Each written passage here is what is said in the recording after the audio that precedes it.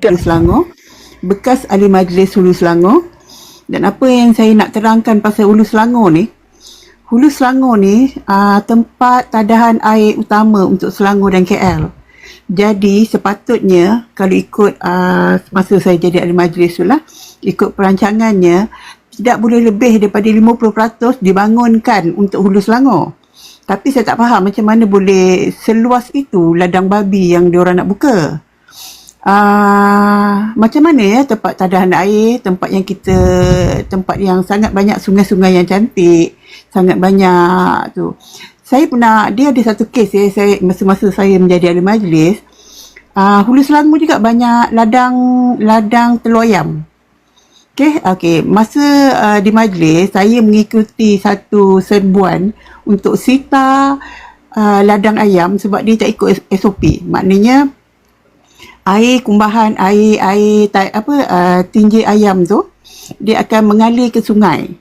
Jadi majlis daerah datang untuk, masa tu majlis daerah, sekarang majlis pemandaran.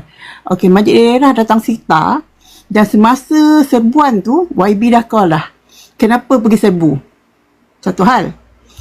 Lepas tu majlis sita selama 1 minggu. Tapi kuasa yang sangat besar bila 2 hari dah buka balik. Sepatutnya kilang ayam ni dia kena sediakan tau, cara jangan bagi ke sungai semua tu, tapi tak buat. Dia dibuka juga. Kalau ladang ayam pun tak boleh nak kawal, apa lagi ladang babi. Maknanya dengan satu call dia, benda tu tak boleh buat, undang-undang tu tak boleh dibuat. Jadi ladang babi tu boleh kawal ke agak-agaknya? Nak tanya tu je, ladang babi tu boleh kawal ke? Sebab saya tengok sendiri macam mana ladang telur ayam. Alasan dia sebab telur ayam tu yang menampung satu Malaysia, membekalkan untuk satu Malaysia. Alasan dia satu je, dia tak kira pencemaran, dia tak kira benda tu tak di set up betul-betul lagi. Saya sendiri tengok tau dia punya kolam-kolam takungan tu, memang bila hujan air tu akan melempah ke sungai dan betul-betul sebelah aja dengan ladang ayam tu. Jadi maknanya power untuk kawal tu tak ada. Jadi maknanya boleh je buat, janji ada kuasa, ada orang atas, tak ada masalah. Satu call, settle. Habis macam mana kita nak kawal?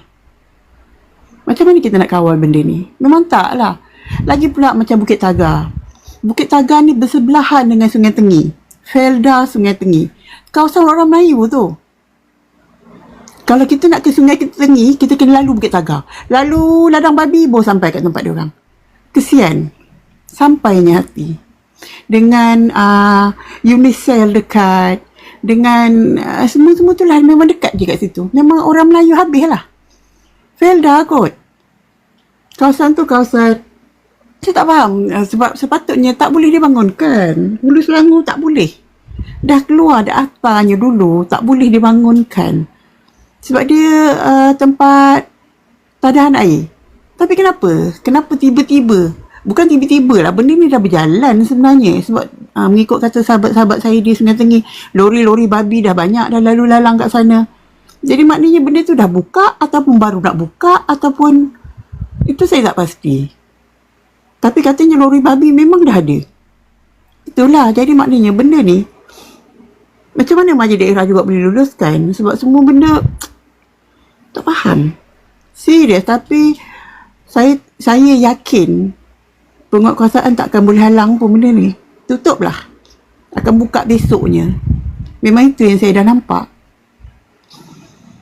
Tak tahu nak buat macam mana. Bagi saya, ialah Bukit Tagar ni dalam DUN Kuala Kubur Baru. DUN-nya memang dari DAP. Jadi memang tak boleh buat apa lah. Itu je lah, tak boleh buat apa. Kesal, saya sangat kesal lah. Sebagai bekas ahli majlis, saya pun tak faham macam mana benda ni boleh diluluskan di Hulu Selangor. Dan pastilah, tak tahu lah, memang saya sangat-sangat kesal. Itu je lah, terima kasih.